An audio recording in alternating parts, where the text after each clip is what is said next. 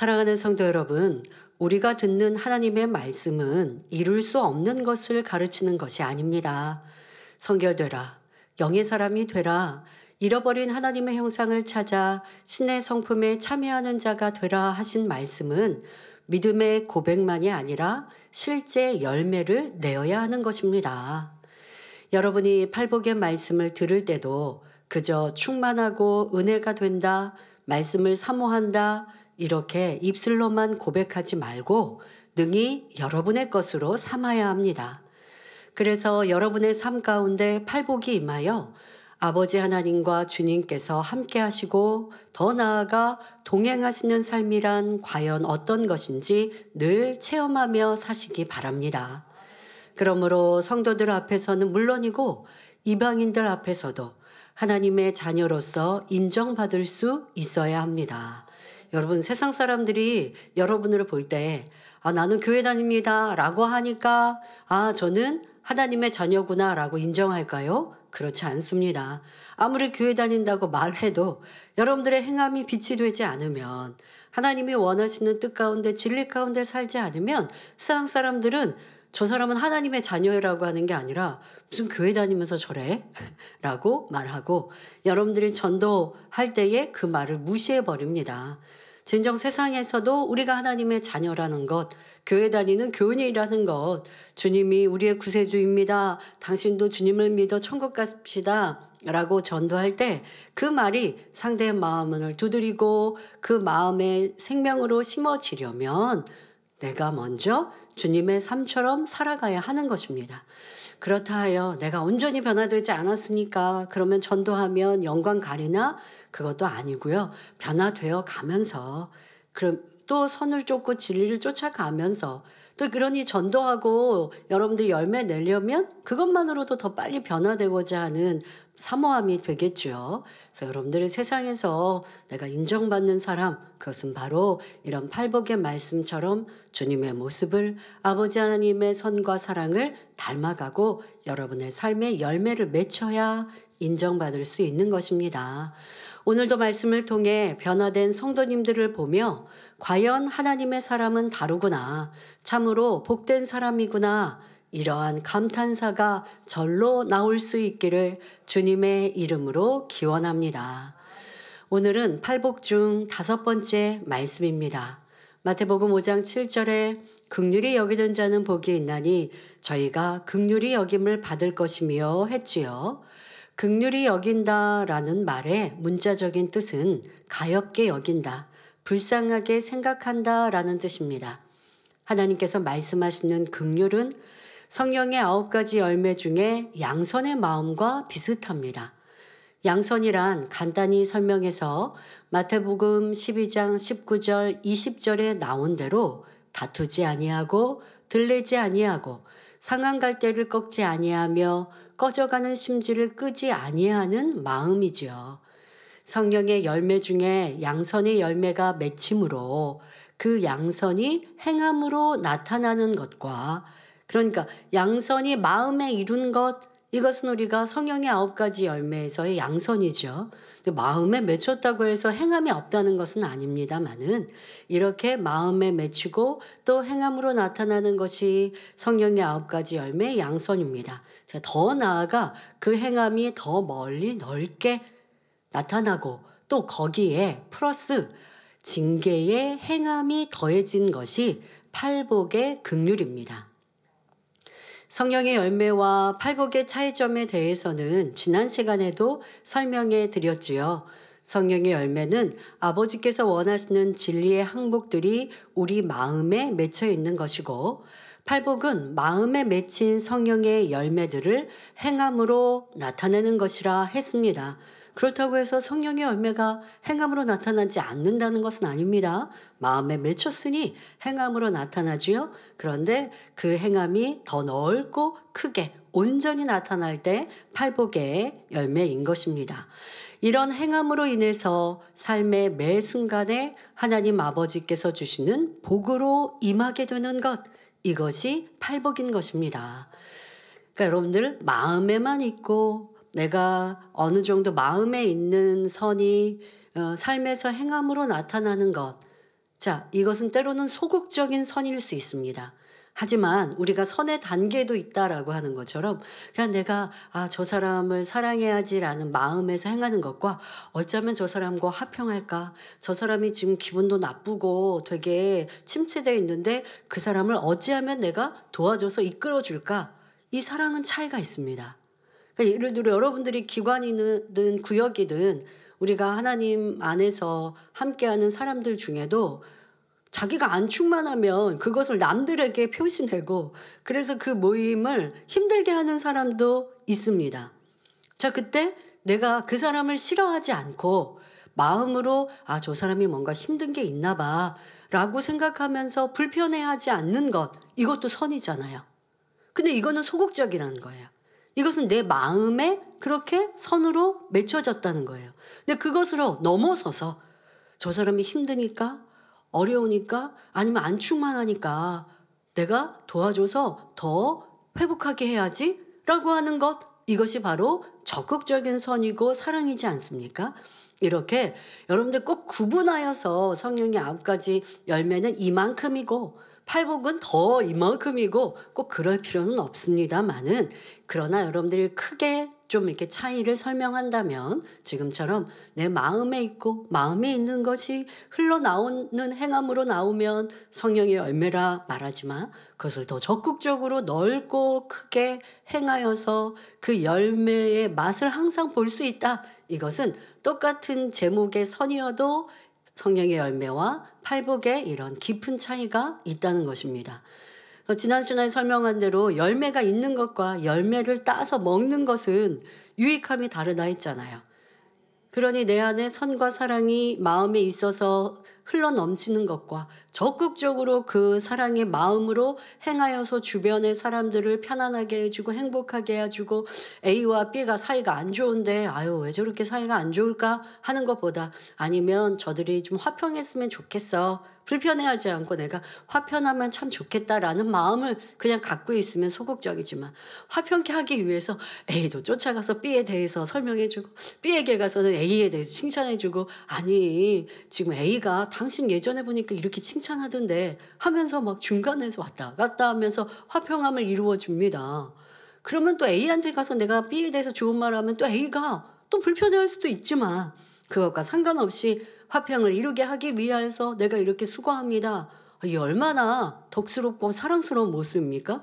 그러면 너 A도 B도 나도 다 화평해진다. 그러면 그 모임이 나로 인하여서 화평의 열매가 맺혀진 것이니 화기애애할 것이고 서로 사랑이 가득할 것이고, 이것이 바로 팔복의 열매가 맺혀서 열매를 따먹는, 그럴 때 아버지께서 그냥 두시겠습니까?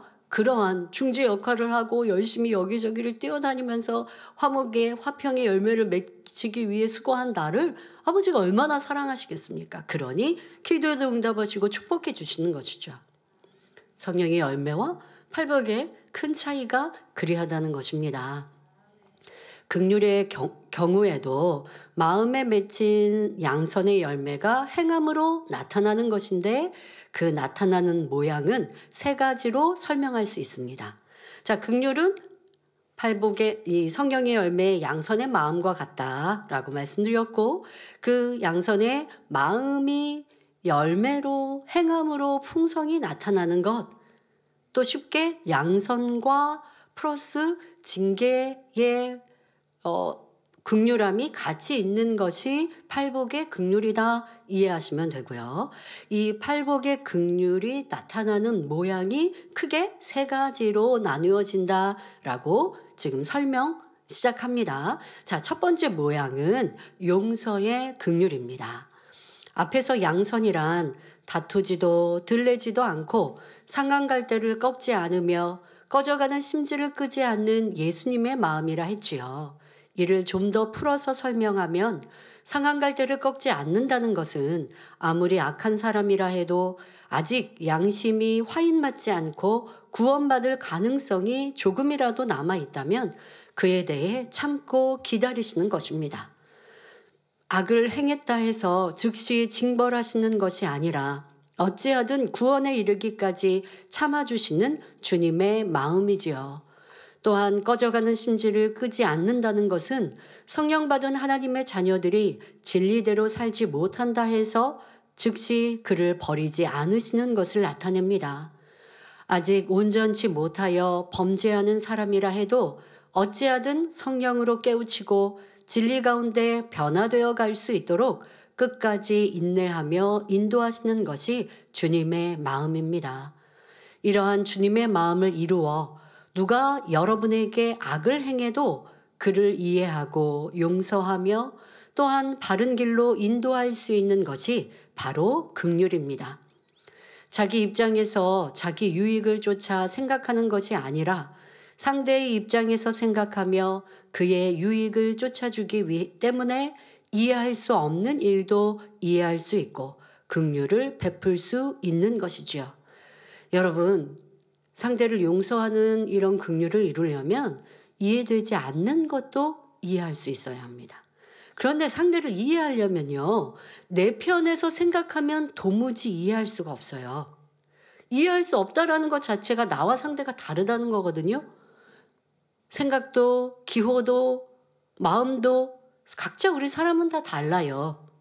다른데 사랑하니까 상대에게 맞춰주면 그것이 같은 생각과 같은 기호가 될 수 있는 거죠.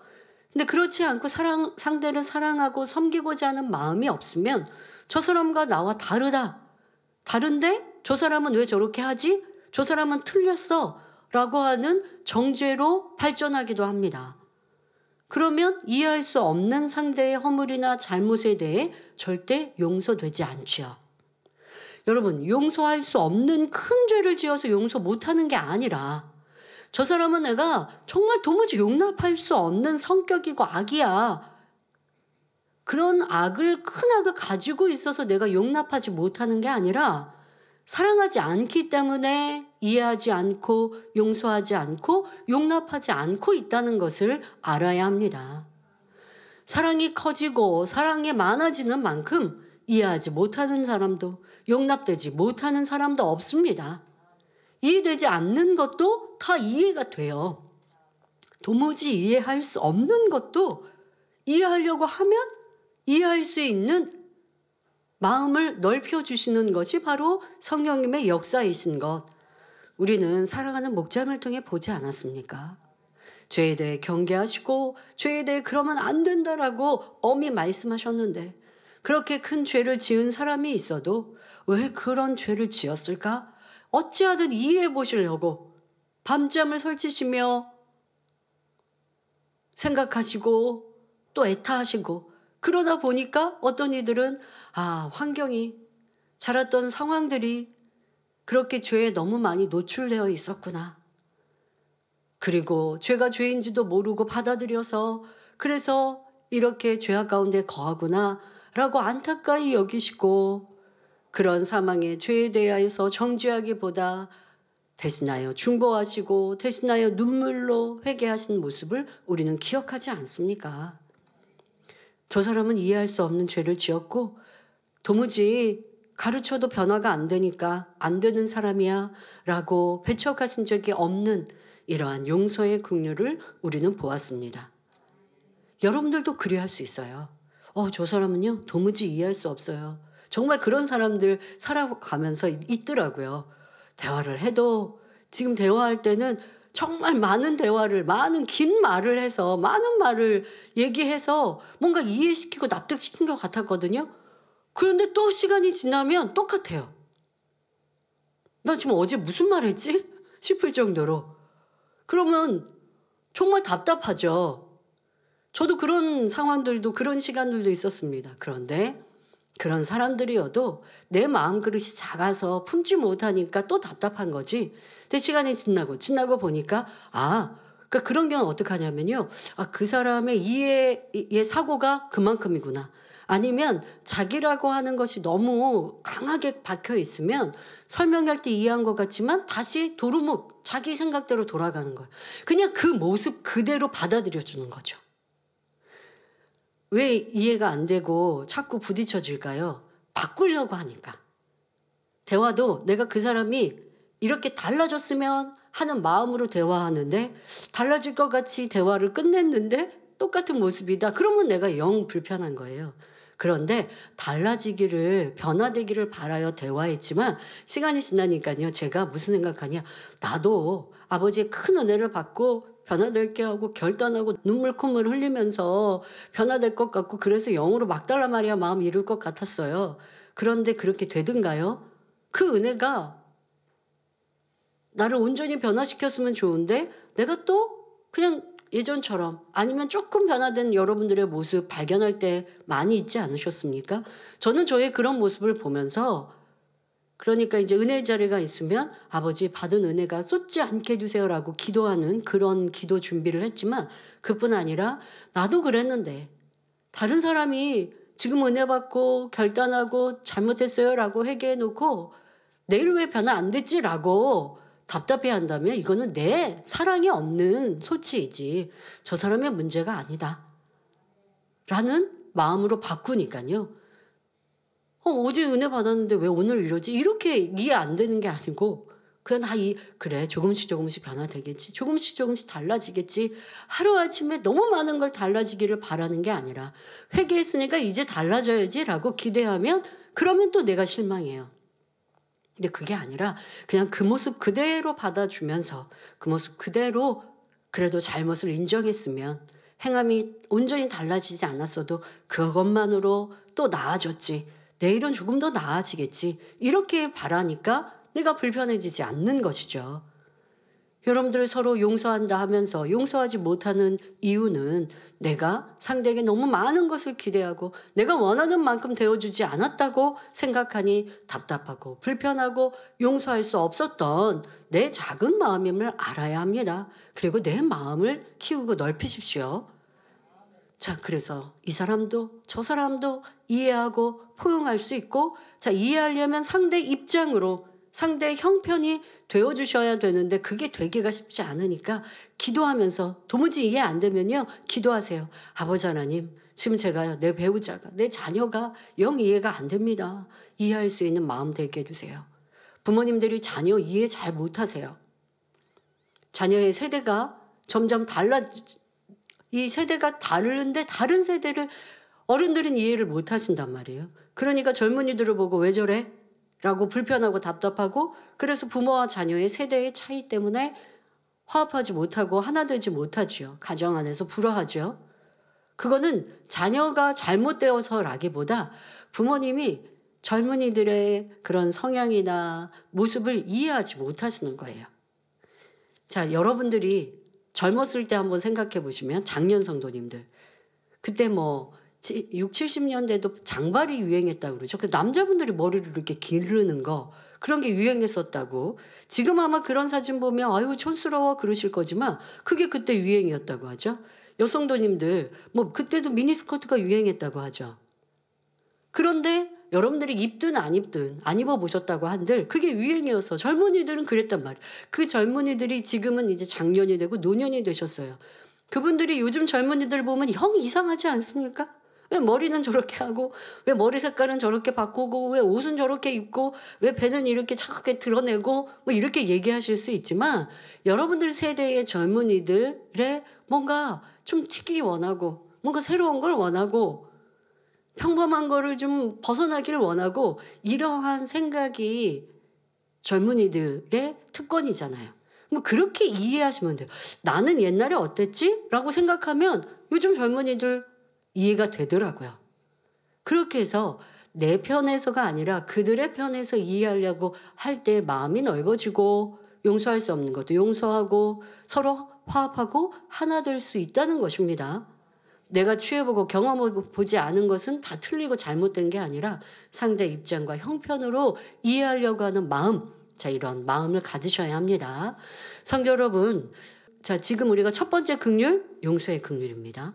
도무지 용서할 수 없는 사람도 용서할 수 있는 것. 자, 이렇게 긍휼히 여기는 사람은 긍휼히 여김을 받는 복을 받습니다. 자, 이는 곧 하나님의 긍휼을 받게 된다는 말입니다. 예수 그리스도를 믿는 우리는 이미 하나님께 크신 긍휼을 입은 사람들입니다. 하나님께서 우리를 긍휼히 여기시고 우리의 죄를 다 사해 주지 않으셨다면 우리는 지옥에 떨어져 세세토록 고통받아야만 했습니다. 그러나 오직 독생자 예수 그리스도를 믿음으로 말미암아 값없이 용서받고 구원을 얻었지요. 또 주를 믿은 여러분이 범죄하여 하나님의 마음을 심히 아프시게 한다 해도 하나님께서는 집 나간 탕자를 기다리는 아버지처럼 여러분이 회개하여 돌아오기를 기다리고 기다리셨습니다. 지금도 그리하시지요. 그래서 여러분이 진심으로 돌이켜 통회자복하고 하나님께 돌아오기만 하면 내가 나를 이렇게 서운케 했다, 내가 이렇게 많은 죄를 범했다 하지 않으십니다. 그저 용서하시고 동에서 서가 먼 것 같이 기억하지도 않으시지요. 그런데 우리가 이런 하나님의 용서의 긍휼을 받으려면 우리도 형제의 잘못을 용서해야 한다 말씀하십니다. 주기도문에 보면 우리가 우리에게 죄 지은 자를 사하여 준 것 같이 우리의 죄를 사하여 주옵시고 했지요. 나에게 범죄한 사람들에게 용서의 긍휼을 베풀 때라야 내가 범죄한 것에 대해서도 하나님께 긍휼히 여겨달라고 구할 수 있다는 사실입니다.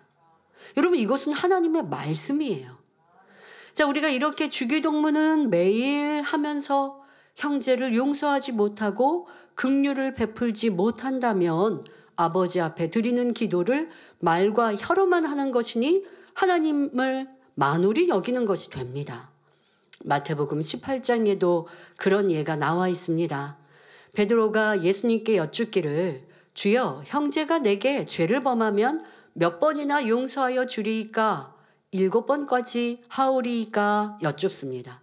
자, 여러분들은 여러분들의 배우자, 자녀, 또 형제, 또 누군가가 여러분들에게 잘못을 반복적으로 할 때 몇 번이나 용서하실 수 있습니까? 몇 번이나 용서해 보셨습니까? 자, 이 베드로는 아주 크게 인심 써서 7번쯤 용서하면 될까요? 라고 예수님께 여쭈었습니다. 예수님께서 무엇으로 답하십니까? 내게 이르노니 7번뿐 아니라 70번씩 7번이라도 할지니라 하셨습니다. 자, 이것은 70번, 70 곱하기 7번, 7입니다. 70 곱하기 7, 그러면 477에 49, 490번 용서하라고 하신 말씀일까요? 아닙니다. 몇 번인가 헤아려서 용서하는 것이 아니라 7은요, 완전수거든요. 70 곱하기 7은요, 무한히 완전히 용서하고 긍휼을 베풀어 주라는 뜻입니다. 예수님께서는 그렇게 우리에게 말씀하세요. 세마야서 몇 번 용서했어, 이제 마지막이야 하는 게 아니라 내가 이만큼이면 용서 그래도 했지가 아니라 그냥 끝까지 용서해 주라, 긍휼히 여겨 주어라 말씀하신 것입니다. 그러면서 한 비유를 들어주셨습니다. 어떤 종이 자기 왕에게 1만 달란트의 빚을 졌는데 갚을 길이 없으므로 모든 소유뿐 아니라 자기와 아내와 자녀들까지 다 팔려가게 되었습니다. 그러나 종이 왕에게 엎드려 자비를 구함으로 왕이 불쌍히 여기고 그 빚을 탕감해 주었지요. 그런데 이 종이 빚을 탕감받고 나가는 길에 자신에게 100데나리온 빚진 동료를 만났습니다. 그런데 이 종은, 지금 탕감받은 이 사람은 그 동료의 목을 잡고 빚을 갚으라고 독촉하였고, 상대가 내가 돈을 갚을 힘이 안 됩니다, 용서해 주세요, 내가 좀 시간을 주세요 하고 자비를 구하는데도 그를 옥에 가두고 말았습니다. 자, 우리 돈으로 대략 계산하면 자신은 약 1조 원이 넘는 돈을 탕감받았는데 자신에게 겨우 1,000만 원 빚진 사람을 잡아 가둔 꼴입니다. 이를 알게 된 왕은 심히 노하여 이 종을 다시 불렀습니다. 놓아주었다가 다시 부른 것이죠. 악한 종아, 내가 빌기에 내가 내 빚을 전부 탕감해 주었거늘 내가 너를 불쌍히 여김과 같이 너도 내 동간을 불쌍히 여김이 마땅치 아니하냐 하고 그 종 역시 빚을 갚도록 옥에 가다 버린 것입니다. 다시 갇힌 이는 이제 갚을 길이 없지요. 그러니 평생 감옥에 갇혀 있어야 합니다. 이 비유를 들어주신 예수님께서는 마태복음 18장 35절에 결론적으로 말씀하십니다. 너희가 각각 중심으로 형제를 용서하지 아니하면 내 천부께서도 너희에게 이와 같이 하시리라 하셨습니다. 성도 여러분, 우리도 다 지옥불 가운데 떨어질 수밖에 없는 죄인이었습니다. 그러나 오직 예수 그리스도의 십자가 보혈로 인해 의롭다 하심을 얻었지요. 그런데 우리가 형제의 작은 잘못을 용서하지 못하여 그를 미워하고 판단 정죄한다면 아버지 하나님 앞에 얼마나 민망한 일입니까? 야고보서 2장 13절에 긍휼을 행하지 아니하는 자에게는 긍휼 없는 심판이 있으리라. 긍휼은 심판을 이기고 자랑하느니라 했습니다. 또 형제의 티가 보이면 그 자신의 눈에는, 내 눈에는 들보가 있는 것이라 하셨습니다. 육으로 보면 어떤 사람은 도무지 용서할 수 없는 악을 행하는 경우도 있습니다. 어떤 때는 믿음의 형제가 악을 행하여 큰 어려움을 당하게 하는 일도 있지요. 세상 사람도 아니고 함께 신앙생활하는 형제가 어찌 나에게 이럴 수 있는가 하고 심히 실망하게 됩니다. 가령 같이 신앙생활하는 믿음의 형제인데 여러분의 허물을 여기저기 말하거나 여러분을 미워하여 애매히 비방한다고 가정해 봅시다. 사사건건 여러분의 말이나 행동에 트집을 잡아서 많은 사람 앞에서 무안을 주려 하는 것입니다. 혹은 큰 돈을 빌려갔는데 갚지 않는다거나 약속을 안 지켜서 손해를 당하게 하는 경우, 아니면 상대가 마땅히 해야 할 일을 하지 않아서 그로 인해 내가 피해를 보게 되는 경우도 있지요. 이럴 때도 긍휼의 마음이 있다면 그를 미워하거나 감정을 품지 않습니다. 물론 하나님 앞에서 합당하지 않은 것은 돌이키고 진리로 변화되기까지 기도해 주지요. 개척 이래로 지금까지 교회 역사를 돌아보면 참으로 별의별 성도들이 다 있었습니다. 애매히 목자를 찌르고 이간질하며 미혹하는 사람, 또 어떤 사람은 교회에 지교회를 세우겠다고 재정을 받아가 놓고 가봤더니 교회가 없어요. 돈을 갖고 그냥 없어진 거죠. 뭐 이러한 사람들, 재정적으로 불의하여 다른 성도들을 시험 들게 하는 사람, 게으르고 사명 감당하지 않는 사람이나 머리대고 일꾼된 위치에서 하나님 앞에 불순종하여 교회를 심히 어렵게 한 사람도 있었습니다. 그러나 아무리 잘못한 성도라 해도 원로 목사님께서는 단에서 드러내어 책망하여 왜 이렇게 행했느냐고 싫은 소리 한 번 한 적 없으셨습니다. 누가 이렇게 하고 이름이나 직분을 드러내지 않으셨지요. 책망받지 못하고 오히려 실족하여 떠날 영혼이라면 차라리 참고 변화될 때까지 기다려 주실 뿐이었지요. 우리도 이런 용서의 긍휼을 이루어야 하겠습니다. 하지만 잘못을 모른 척하고 넘어가라는 것은 아닙니다. 하나님의 말씀으로 분별하고 그가 받을 수 있도록 진리로 가르치는 것은 필요하지요. 그러나 상대의 허물을 말하고 권면할 때도 상대가 악을 행한 것이 내 틀과 의에 맞지 않으므로 불편한 가운데 찌르는 것을 사랑의 권면인 것처럼 포장해서는 안 됩니다. 아무리 진리의 말씀을 인용한다 해도 사랑하려 하지 않고 악한 마음으로 말씀을 인용한다면 하나님 앞에서도 합당치 않습니다. 그럴 때는 성령께서 역사하지 않으니 상대의 마음을 변화시킬 수 없지요. 또 내가 높은 마음이 되어 상대를 가르치고 내 뜻대로 주관하려고 하는 것도 옳지 않습니다. 참으로 상대의 입장을 이해하는 긍휼 가운데 그를 위해 대신 죽어주기라도 할 수 있는 사랑의 마음으로 기도하며 권면해 줄 수 있어야 합니다. 이런 마음이 될 때 필요하다면 징계를 해서라도 상대의 영혼을 진리로 이끌어 줄 수 있게 됩니다. 그래서 긍휼의 두 번째는 징계의 긍휼입니다. 자, 긍휼의 첫 번째는 용서의 긍휼입니다. 두 번째는 징계의 긍휼입니다. 얼핏 생각하기에 용서와 징계는 반대되는 말 같지만 그렇지 않습니다. 징계의 긍휼은 미움이나 정죄함으로 행하는 것이 아니라 사랑으로 하는 징계이기 때문에 상대를 변화시키며 살릴 수 있는 것입니다. 먼저 하나님께서 베푸신 징계의 긍휼을 살펴보겠습니다. 히브리서 12장 6절에 주께서 그 사랑하시는 자를 징계하시고 그의 받으시는 아들마다 채찍질 하심이니라 했고, 8절에 징계는 다 받는 것이거늘 너희에게 없으면 사생자요 참 아들이 아니니라 했지요. 사랑받는 하나님의 자녀이기 때문에 범죄하면 징계도 따르는 것입니다. 징계에서라도 진리로 행할 수 있게 하는 것이지요. 아예 하나님과 상관없는 사람이라면 심히 범죄를 거듭하여 하나님께서 외면해 버리셨기에 그에게는 징계조차 따르지 않습니다. 그러니 두려움 없이 자기 마음대로 범죄하며 살다가 결국 지옥으로 가는 것이지요. 가령 여러분에게 아들이 있는데 그 아들이 부모의 것을 도적질했다고 가정해 보겠습니다. 그런데 이 아들이 잘못을 고백하면서 다시는 안 그럴게요, 용서해 주세요, 눈물로 회개한다면 여러분은 어찌하겠습니까? 당연히 따뜻하게 안아주며 용서할 테니 다음부터는 그러지 말아라 할 것입니다. 이것이 용서의 긍휼을 베푸는 것입니다. 그런데 자녀가 말로는 회개한다 하면서 계속하여 잘못을 범한다면 부모의 입장에서는 어떻게 해야 하겠습니까? 권면하고 책망할 것입니다. 그런데 그래도 듣지 않으면 징계해서라도 깨우쳐 주어야 하지요. 사랑하지 않는다면 범죄하고 잘못된 길로 가도 상관하지 않고 내버려 두겠지만 사랑하는 자녀이기 때문에 징계하는 것입니다. 그냥 놔두면 결국 영영 도적이 될 것이니 징계해서라도 돌이키게 해야 하는 것이지요.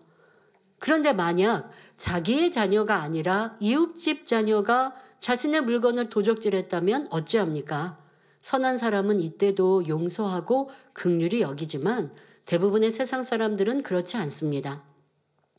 오랫동안 그 잘못을 기억하며 수군거리고 정죄하는 눈으로 바라보지요. 징계를 한다 해도 사랑의 징계, 긍휼의 징계가 아니라 미움과 악한 감정으로 징계합니다. 아이가 잘 되게 만들려는 것이 아니라 내 손해를 풀고 기분 나쁜 것을 갚기 위해 아이를 책망하며 심지어는 경찰서에 보내 죗값을 치르게 하는 것입니다. 이런 미움의 징계가 아니라 사랑의 징계를 하는 것이 바로 긍휼입니다.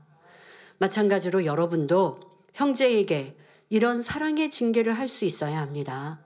형제가 범죄하는 것을 볼 때 마음에서 정죄하여 여기저기 전하고 수군거린다면 사랑 없는 이웃집 부모와 같은 마음이요, 악이지요.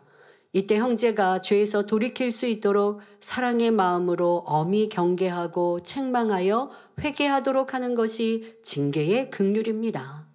또한 성경에 보면 범죄한 형제에 대하여 진리로 권고하고 징계하는 과정이 잘 설명되어 있습니다.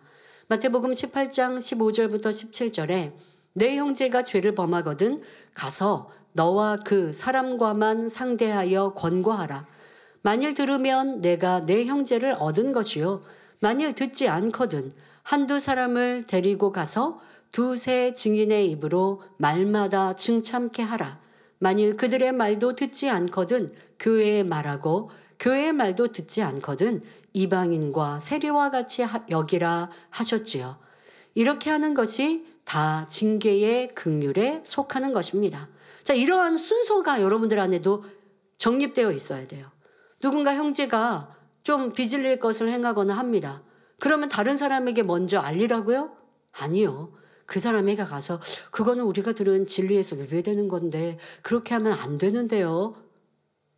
이렇게 권면해야 하는데 우리가 도리어 상대에게 직접 가서 권면하는 건 꺼리죠. 왜? 그 사람이 나 싫어하면 어떡해? 날 불편해하면 어떡해? 라고 하면서. 그러니까 그만큼 사랑이 없는 거예요. 내가 그 사람에게 말할 수 없다면 열심히 기도해 줘야죠. 기도해 주면서 정말 내 마음에 사랑도 갖고 또 아버지 저 사람이 회개하고 돌이킬 수 있게 해주세요 라고 기도해야 합니다. 그리고 상대에게 권면합니다.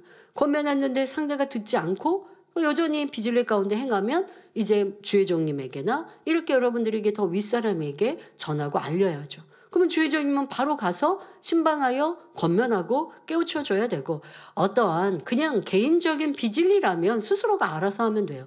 근데 그것이 더 나아가 상대, 형제들을 미혹해 하거나 형제를 힘들게 하거나 교회에 누가 된다 라고 한다면, 권면했는데 고치지 않는다면 교회에 보고하고, 교회에 보고했을 때는 교회에서 지침이 나가겠죠.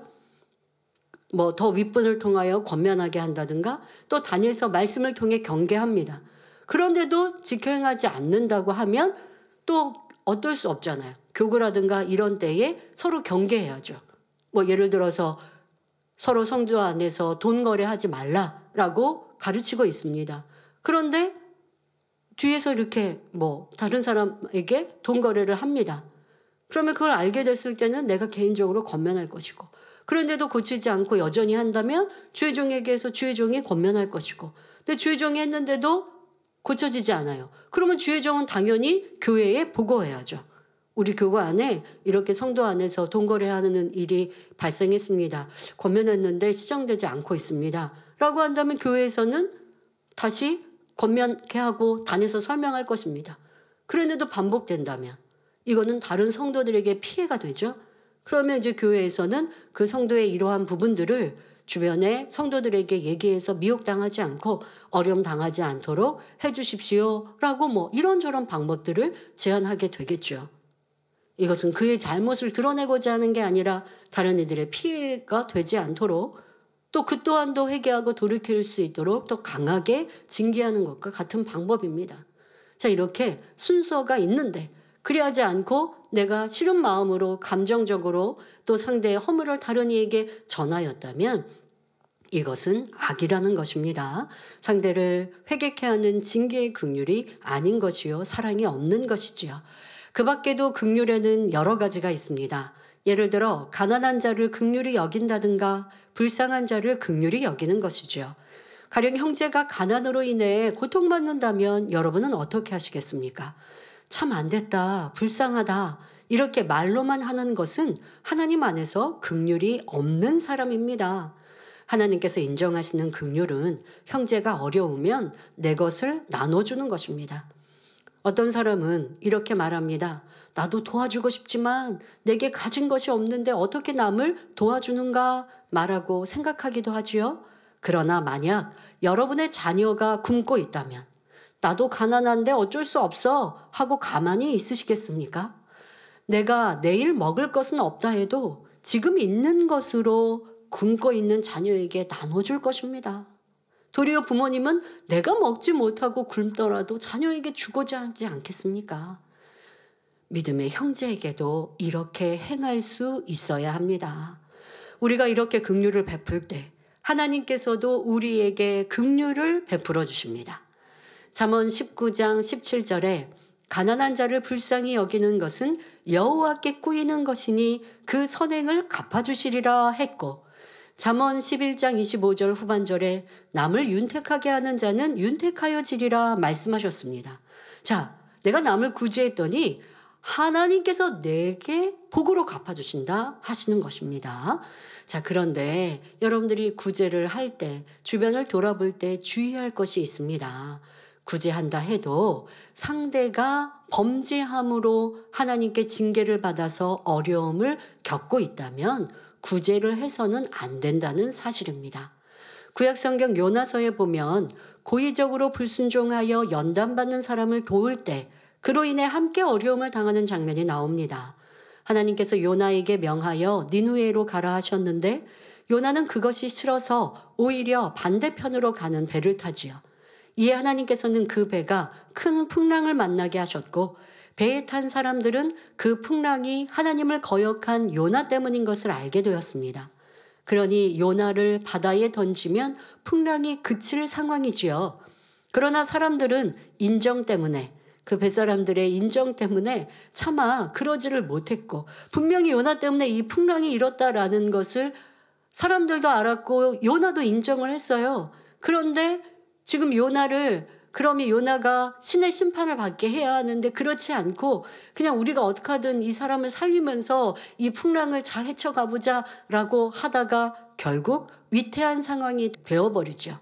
그러니 요나를, 그제서야 요나를 바다에 던지기 전에 자기들은 계속하여 어려움이, 이 풍랑이 일지 않으니 배 안에 있는 자신들의 그런 소유, 모든 짐까지 바다에 빠뜨리는, 그래서 큰 손해를 입게 됩니다. 그러니까 그 손해 입기 전에 요나에 대해서 책임을 지고 회개하게 해야 하는데 그런 인정으로 그러지 못하니 결국 요나를 이 바다에 던지니 이 바람이, 파도가 잠잠해지지요. 마찬가지로 이것은 우리 가운데 깨우침이 되라 하시는 것입니다. 하나님의 징계로 어려움을 겪고 있는 사람들, 하나님께서 연단하고 있는 사람들, 이런 사람들을 여러분들이 도우면 긍휼을 베풀었다 하지만 오히려 내게도 어려움을 겪게 되므로 성령의 음성을 잘 들어서 행해야 한다는 것입니다. 그런데 원로 목사님께서는 이러한 진리 원칙도 영적으로 잘 아세요. 그런데도 그가 어려움을 겪으니 내가 그 사람의 어려움을 그냥 보지 못하시죠. 내가 그 사람 도우면 나에게도, 뭐 그렇다고 해서 하나님이 그걸 죄라 하지는 않으시지만 함께 그 복을, 내가 하나님께 받을 복을 받거나 하는 것에서는 좀 지장이 되고 할 수 있는 것들, 그렇다고 여러분들 죄가 되고 이런 것은 아닙니다. 나는 선행을 한 것이기에. 그러나 복을 받을 수는 없잖아요. 그를 도와서 받을 복은 없어요. 그런다 할지라도 목자님은 도와주신 일이 참 많으십니다. 그리고 그렇게 도움으로 그가 회개할 수 있는 길로 가기를. 예를 들어서 그가 큰 물질에 잘못을 했어요. 하나님께서 도적질했어요. 그런 사람을 도우면 안 되잖아요.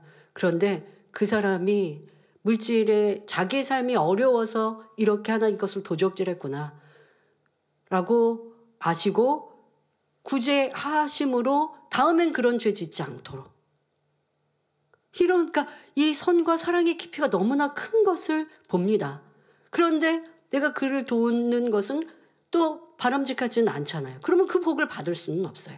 그걸 아셔도 그러한 사랑으로 행할 때 율법을 뛰어넘는 사랑, 그러니까 어느 차원에서는 그 사랑이 뛰어넘어 버릴 게 내게 어떤 어려움이 올 일은 없어요. 그러나 복을 받을 것은 비껴간다는 것을 아시면서도 그리 하시지요. 그런데 지금 말씀드린 이 요나를 도왔던 사람처럼 함께 화를 입을 수도 있는 상황과 일도 있다는 것도 잘 아셔야죠. 하나님을 심히 대적합니다. 그런데 그런 사람들을 여러분들 돕고 있어요. 그러면 나에게도 그 화가 함께 임할 수 있는 것도 있습니다. 이런 것도 알아서 성령의 음성을 들어서 행해야 하겠습니다. 다음으로 우리는 세상에서 실패한 사람, 병든 사람, 낮아지고 소외된 사람, 구원받지 못한 불신자들에게도 긍휼을 베풀어야 합니다. 세상 사람들은 성공한 사람은 반겨주고 가까이 하지만 실패한 사람이 왔을 때는 등을 돌려버립니다. 처음에는 몇 번 도와준다 해도 여러 번 반복되면 외면하고 푸대접하는 것입니다. 그러나 믿음의 형제가 실패하여 낙심했다면 결코 그렇게 외면하고 멸시해서는 안 됩니다. 항상 따뜻하게 맞아주고 더 사랑의 마음으로 대해야 하지요. 또 세상 사람들이 그런다 할지라도 긍휼히 여겨줌으로 힘을 주고 용기를 줄 수 있는 사랑을 세상에도 행할 수 있어야 합니다. 병든 사람을 긍휼히 여김으로 그를 위해서 기도해 줘야 하고, 믿지 않는 사람을 긍휼히 여김으로 핍박하고 욕한다 해도 그래도 가서 전도해야 합니다. 그가 진리를 몰라서 핍박하는 것이요, 내가 그를 긍휼히 여겨 전도하지 않으면 지옥불에 떨어질 것이니 전도하는 것입니다. 또한 가까이 있는 사람뿐만 아니라 이 나라와 전 세계의 진리 안에 살지 못하는 무수한 영혼들을 위하여 항상 긍휼히 여기는 마음으로 기도해야 합니다. 바로 이것이 하나님께서 우리에게 원하시는 긍휼입니다. 결론을 말씀드립니다. 사랑하는 성도 여러분, 오늘은 팔복의 5번째로 긍휼히 여기는 자에 대해 말씀드렸습니다. 요한복음 13장 34절에 새 계명을 너희에게 주노니 서로 사랑하라. 내가 너희를 사랑한 것 같이 너희도 사랑하라 하셨지요. 우리가 주님께 받은 사랑을 알고 또한 감사하는 사람은 형제에게도 자신이 받은 사랑과 긍휼을 베풀 수밖에 없습니다. 여러분이 다 이와 같이 긍휼히 여기는 사람이 될 때 여러분의 걸음마다 그리스도의 향기가 바래집니다.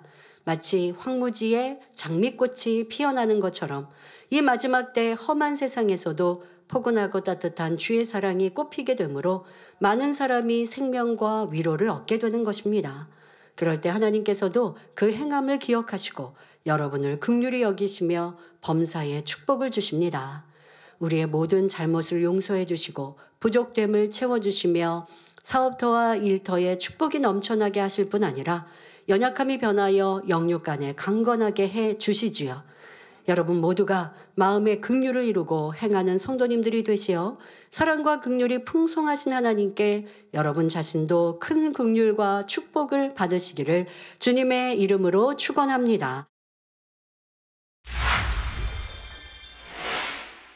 할렐루야. 전능하신 사랑의 아버지 하나님, 이 시간 기도받는 모든 성도님들을 위해 안수하여 주옵소서. 전국 전 세계 하나님의 자녀들 위해 시공간을 초월하여 역사하여 주시옵소서. 믿어지는 믿음을 주시고 부정적인 생각과 의심의 세력을 물리쳐 주옵시며 모든 시험 환난도 물리쳐 주옵소서. 머리부터 발끝까지 오장육부, 뼈, 마디마디, 온몸의 신경, 조직, 세포 등 성령의 불로 태우시고 근본의 빛으로 역사하여 주옵소서. 예수 그리스도의 이름으로 명하노니 원수마귀 사단아 모든 질병균 연약함아 물러가라. 빛이여 임하라. 모든 불치 난치병도 성령의 불로 태워 깨끗게 하여 주옵소서. 말라리아를 비롯한 모든 풍토병도 물리쳐 주옵소서. 감기, 기침, 열, 몸살, 독감 등 각종 유행성 질병도 다 물러가라. 어떠한 질병도 틈타지 않게 지켜 주옵소서. 각종 암과 전이된 것, 에이즈, 백혈병, 뇌졸중, 고혈압, 저혈압, 심장병, 폐병, 위장병, 당뇨, 부인병, 피부병, 갑상선 질환과 모든 염증도 깨끗게 하여 주옵소서. 소아마비, 중풍, 관절염, 디스크도 온전케 하여 주옵소서. 요통, 두통, 신경통을 비롯한 모든 통증은 사라질지어다. 간질, 자폐증, 우울증, 조울증, 공황장애, 노이로제, 치매 등 모든 정신질환도 물러갈지어다. 모든 마비된 것도 풀어지고 일어나 걷고 뛸지어다. 눈도 잘 보이게 하옵시고 귀도 잘 들리게 하여 주옵소서. 소경은 눈을 뜨고 귀머거리는 들으며 벙어리는 말할지어다. 각종 사고 후유증도 깨끗게 하여 주옵시고 부러진 뼈도 붙여 주옵소서. 화상 입은 것도 온전케 하시고 화기야 물러가라. 열도 물러가라. 아버지 하나님 흉터나지 않게 역사하여 주옵소서. 마약을 비롯하여 각종 약물과 독극물, 중독도 깨끗함을 입을지어다. 죽은 신경과 세포가 살아나며 죽은 자도 살아나게 하여 주옵소서. 잉태의 축복도 주옵소서. 예수 그리스도의 이름으로 명하노니 원수마귀 사단아 하늘 공중 권세 잡은 악의 영들아 물러가라. 그의 사자들도 물러갈지어다. 이 땅의 악한 영, 더러운 영, 거짓되고 간사한 영, 이간질하고 미혹하는 모든 어둠들은 물러갈지어다. 모든 흉악의 결박을 풀고 어둠아 물러가라. 빛이여 임하라. 아버지 하나님 부르짖어 기도할 수 있는 능력을 주시고 죄를 버리고 성결될 수 있는 능력 주옵소서. 영원히 잘됨같이 범사에 잘되게 하시고 가정의 복음화도 이루어 주시기를 원합니다. 한 주간도 모든 사고와 재앙으로부터 지켜주시고 불통이 없는 형통한 삶을 살 수 있도록 축복해 주옵소서. 성령의 불담으로 천군 천사와 주님의 불꽃 같은 눈동자로 모든 하나님의 자녀들과 가정 일터 사업터를 지켜주시기를 원합니다. 학생들에게 지혜와 명철을 더하시고 공부할 수 있는 뜨거운 마음과 열정도 더하여 주옵소서. 마음과 생각을 세상에 빼앗기지 않도록 지키시고 하나님을 뜨겁게 사랑하는 학생들로 축복하여 주옵소서. 하나님의 자녀들이 먹으나 마시나 입으나 무엇을 하든지 하나님 앞에 영광 돌리는 삶이 되게 축복하여 주옵소서. 나는 하나님을 만나노라, 체험했노라, 응답받아노라, 축복받아노라 간증하는 입술이 되게 역사하여 주옵소서. 아버지 하나님 감사합니다. 홀로 영광 받으옵소서. 우리 주 예수 그리스도의 이름으로 기도하옵나이다. 아멘.